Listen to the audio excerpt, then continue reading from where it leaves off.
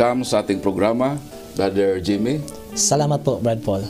At maraming salamat sa nabigyan ako ng pagkakataon na makasama dito sa programa niyo na Journey to Catholicism. Brother Jimmy, ano ba ang nangyari na napunta ang iyong sarili at masabi nating namasyal ka sa loob ng mahigit kumulang 5 taon sa grupo na Born Again Christian? Ano ba ang dahilan na napalapit ang iyong sarili sa kanila? Yes po, maraming salamat po, Brad Paul, sa magandang katanungan na yan. Talaga pong yan ang totoong nangyari sa akin. Hanggang ngayon, andun na po ako nakatira hanggang ngayon dun sa pagmamayari ng mga kasama ko na mga Born Again Christian. Kasi po, yung dati ay kasama ko sila sa hanap buhay ko bilang isang mangingisda. At habang magkasama kami, sa time na pumalaot kami, ay palagi kaming nagdarasal, nagbabasa ng mga Bible, at nakita ko talaga at na-attract ako sa kabaitang na discovery ko sa kanila na parang nasabi ko na gusto ko silang makasama dahil ang kanilang paniniwala sa Diyos ay talagang kakaiba sa kung ako bilang isang normal na Katoliko. How about Brother Jimmy sa mga teachings? Kasi yung sinabi mo, na-attract ka doon sa ugali ng mga born again. How about sa teachings? So, na-attract ka rin sa turo ng Born Again Christian? Yes po, yung una. Yun na nga, nakita ko na mabait silang kasama at na-attract ako dahil iniisip ko walang masama. Pareho lang, walang komplikado sa paniniwala natin at sa kanila sa una. At doon, parang naging tuloy-tuloy na invited nila ako sa activity nila sa kanilang simbahan at in-invite ko rin sila sa aming bahay at saka doon nagsisimba na rin ako, sumama sa kanila sa simbahan at maraming beses na mga activity nila ay talagang doon ako at masasabi ko talaga na parang kapareho lang, kaso habang tumatagal yun na yung nakita ko na may pagkakaiba pala.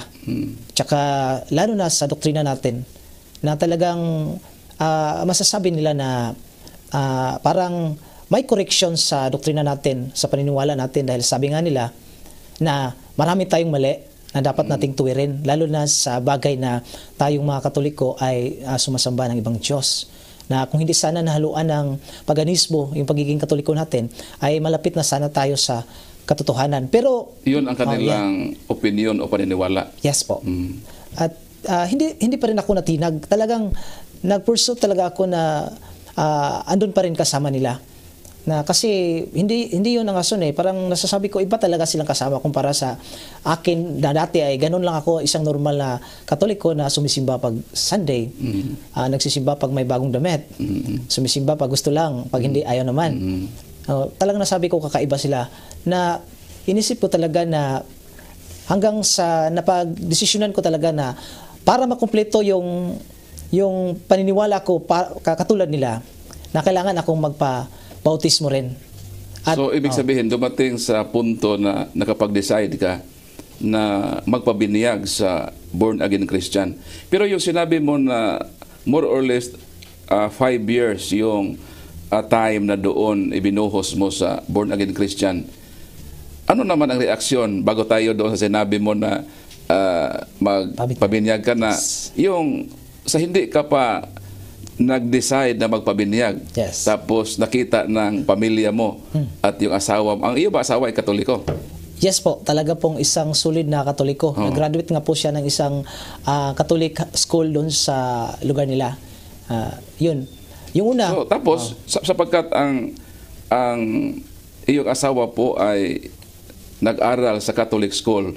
So ibig sabihin, medyo masasabi natin na matibay ang kanyang pundasyon sa paniniwalang Katoliko. So meron pa pagkataon na kayo talaga ay magtatalo sa paniniwala sapagkat ikaw po na kanyang asawa ay nag-research na doon sa Born Again, dahil talagang marami na ang panahon na iyong inilaan doon sa Born Again Christian habang sa Katoliko. So ano ba ang mga pangyayari na naganap noong una nung ikaw po ay patungo sa pag-decide na mag-born again na talaga? Yan po, talagang magandang katanungan na yan, Brad Paul. Talaga pong dumating sa punto na napansin ng asawa ko na parang diehard na ako na palaging sumasama sa kanila, na halos lahat ng mga activity ay andun ako kasama sa mga born again Christian na friends ko. At tinanong niya ako, Brad Paul, na ano ba talaga yung decision mo? Talagang decision mo na yan? Kasi balak ko pang isama yung mga anak ko at saka yung asawa ko. Yung mga anak mo, sumasama sa iyo doon sa simbahan ng born again? Isinama ko po, yes. Pero yung asawa mo? May minsan, nasama ko siya. Pero talagang ayaw niya, pero pinilit ko. Kasi nga, talagang masasabi ko na mas ang paniniwala niya. Mas siya napilitan lang sumama sa akin. Pero ayaw niya. Kasi ang source of income niyo ay yung bang lansya na kung saan kasamahan mo yung mga born again, ang mag-ari pa niya ay born again? Yes po. Hindi po siya lansa, isa po siyang light boat. Light siyang boat. pamboat kasama. Minsan pag wala yung amo ko, ako yung nagdadala. Parang ako yung binigyan niya ng pahintulot na pag wala siya, ako yung mag-take over para pumalaot. Kaya, pero no doubt talaga, nasasabi ko na talaga mabait sila. At umabot lang talaga sa punto na parang naging one-sided ako, Brad Paul. So ibig sabihin talagang ang sarili mo ay napalapit na sa born again. Yes. At kailangan na darating ka sa punto na magpasya. So yung sinabi mo na almost 5 years. So dumating ba ang panahon na ikaw po ay nagpasya na talagang iwanan mo ng simbahang Katoliko? At saka ikaw na talaga ay magpabinyag sa born again? Yes po, talagang pong dumating ang punto na ganoon kasi parang sa palagi kong sumasama sa kanila, ika nga sa kasabihan, birds in the same feather and flock together. At saka nakita ko talaga na parang kumbinsido ako sa mga sinasabi nila. Parang ring napaisip ako na, nga, talagang totoo sila. Naging one-sided talaga ako sa mga time na yon kasi yung mga katanungan ko, hindi ako nagtanong sa simbahang Katoliko. So sa kanila ka nagtanong? Doon ako nagtanong sa kanila. Yun yung mahirap. Kaya nga napansin ng asawa ko na natanong mo na ba yung mga kalituhan mo? Yung mga gusto mong mga sagot sa katanungan na itanong mo na ba sa mga pari sa simbahang Katoliko? Hindi. Dahil kung minsan ang mga Katoliko ay instead na sa Katoliko magtanong sa makatanungang Katoliko, doon sa iba. So talagang mailigaw ka sapagkat ibang paniniwala nila. So yun din ang nangyari sa kaso mo. So ibig sabihin, yung asawa mo, tinanong ka na, dahil nagtanong ka doon sa born again at sinagot, kaya sinabi niya na sinubukan mo bang magtanong sa mga Katoliko mismo? So ano ang sagot mo nung ganon ang sinabi ng asawa mo sa iyo? Sinabi ko rin sa asawa ko na hindi na ako kailangan magtanong. Kasi yung paliwanag ng mga kasama ko ay talagang tumpak, totoo. Talagang naging naniwala ako sa mga explanation nila na sa tingin ko sa mga time na yon, Brad Paul, ay talagang exact explanation sa mga katanungan ko sa isip ko at that time. So ano ang nangyari nung sinabi ng asawa mo na magtanong ka, dumulog ba kayo sa simbahan o sa mga grupo ng simbahan na doon po maiparating ninyo ang inyong makatanungan? May challenge ba yung asawa mo? Yes po, talagang dumating sa punto ng napansin niya na parang ayaw ko na magsimba sa Katoliko. At parang ayaw ko na rin magrosaryo. Ayaw ko na rin sa mga larawan, yung mga riboto. Talagang unti-unti talaga akong sasabihin ko talaga na sa punto na brainwash talaga ako or ayaw ko nang maniwala sa pamaraan ng Katoliko. Kasi nga, nakikinig ako sa mga kasama ko. At sa tingin ko at that time ay talagang tama sila. Nagkamali tayo ng pamamaraan doon sa simbahan natin. Dawi tayo nagdarasal. At saka yung doktrina natin talagang ganun yung iniisip ko. Tama sila, mali tayo, Brad Paul. So ano ang nangyari? Hanggang sa, yun nga, nag-alitan kami. Palagi kaming nag-aaway. Kasi gusto ko rin, yung mga anak ko, ay maging tulad din sa desisyon ko na sumama sila sa akin. At nakita ko rin naman na nag-enjoy yung mga anak ko. Gusto rin nila kasi talagang parang nagkapareho ata kami ng pakiramdam. Kasi may mga yung asawa nyo, yung asawa mo parang talagang masasabi natin na matibay ang kanang paninindigan na manatili talaga sa simbahang Katoliko. Opo, ganun nga po, Brad Paul, kasi naaliw yung mga anak ko kasi may mga bata rin doon, may mga kalaro sila. At saka may mga time na lalo na pag year end, may mga pamimigay na mga Regalo. mga Samaritan's good, ganun, mga regalo, laruan, mga So gamit sa naaliw school. yung mga bata mo.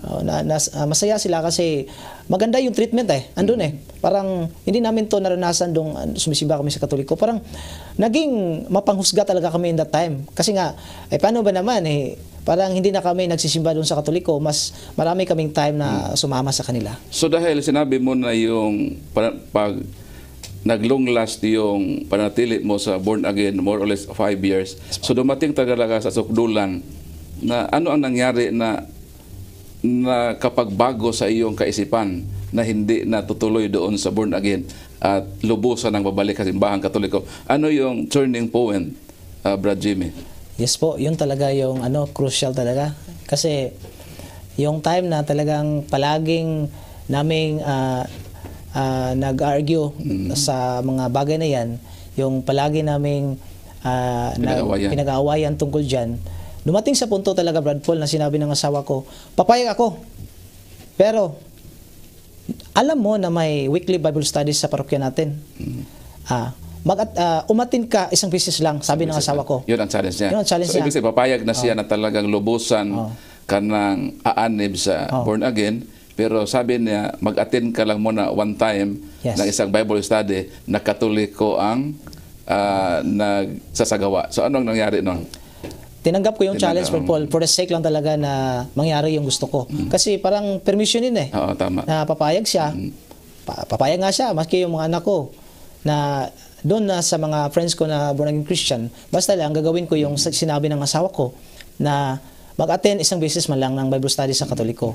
At saka nagkataon rin na pag nagkausap kami, pumayag siya, yung nag-decide ako na mag-attend, my friend ako, credit to E.G. Bohol, isang tanyag na debater sa Katoliko. Nakita kami, napag-usapan namin tungkol sa Bible study. Sabi niya, gusto kang mag-attend? We-welcome kita, dadalhin kita pag gusto mo. Hindi naman niya ako pinilit Pero sinabi niya, maganda yung inisip mo, dadalhin kita, we-welcome kita doon. Yun ang nangyari. Tapos, yung attend ako doon sa venue, na-shock ako, Brad Paul. Kasi yung nag-lecture sa time na yon, yung facilitator, yun pala yung pinsan ko na known talaga na si Brad Lord Rolirata. Sabi ko na, oh my goodness, talaga yung kakilala kong taong yan, magaling, yung mabait, tsaka yung tanyag siya dahil top-notcher siya during sa, yung nag-aaral siya.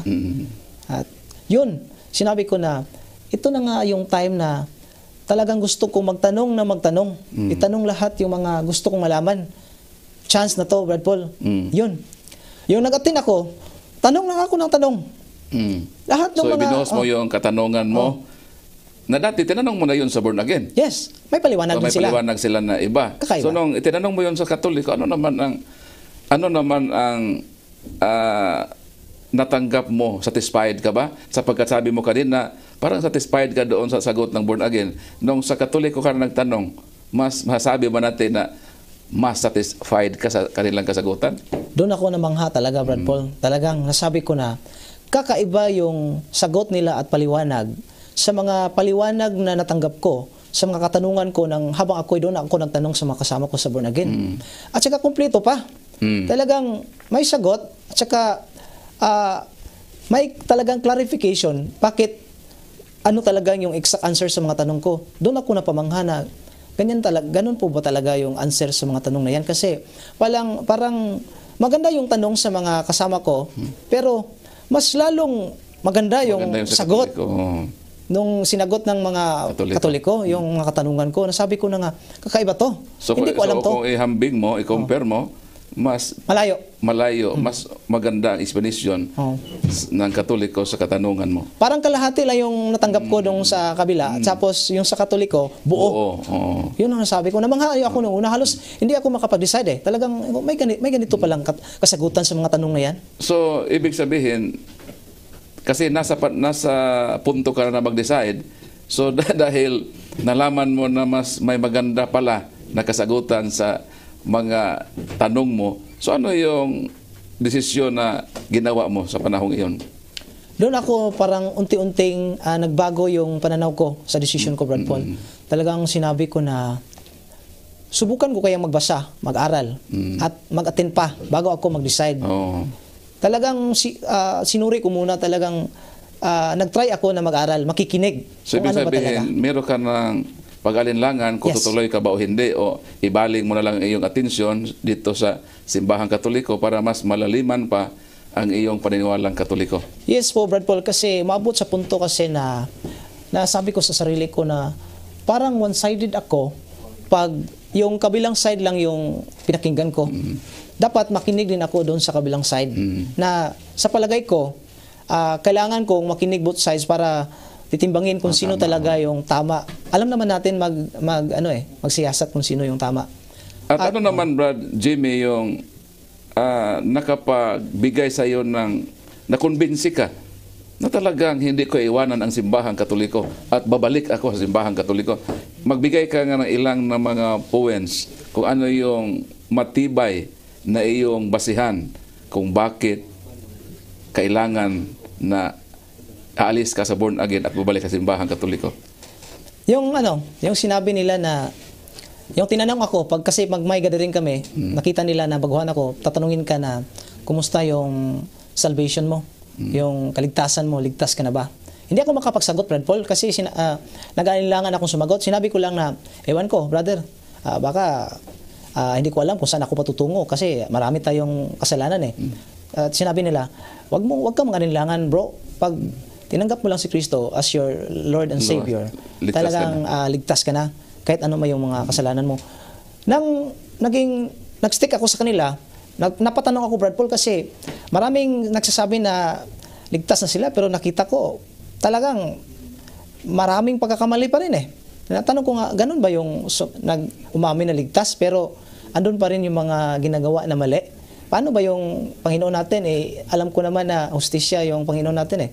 Yung kung anong ginawa mo, yun din na yung may kapalit. Kung anong tinatanim, yung anihin, yung parang set na sa akin yung mga ganong mentalidad. So, ibig sabihin, habang lumalalim yung paghitungo mo sa born again, may something ka nakita na sabi mo kayo na maganda ang buhay nila. So, nadiscover ka na hindi pala totoo yun, na may tulad din pala sa ibang paniniwala na mayroong makasamaan. So, the same lang pala sa Katoliko. Yun na nga po, Brad Paul, nasabi ko na hindi pala totoo at hindi ko pala kailangan na lumipat na para magbago yung pananaw at yung buhay mo. Yung buhay ko, hindi para kailangan lumipat, Brad Paul.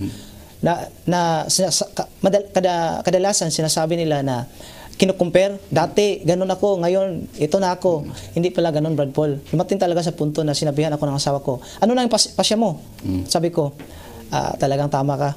Hindi talaga dapat padalos-dalos kasi hindi kailangan lumipat para baguhin yung sarili mo at pananalig mo sa Diyos. Amen. Kasi may isa lang tayong Diyos, isang binyag at isang paniniwala.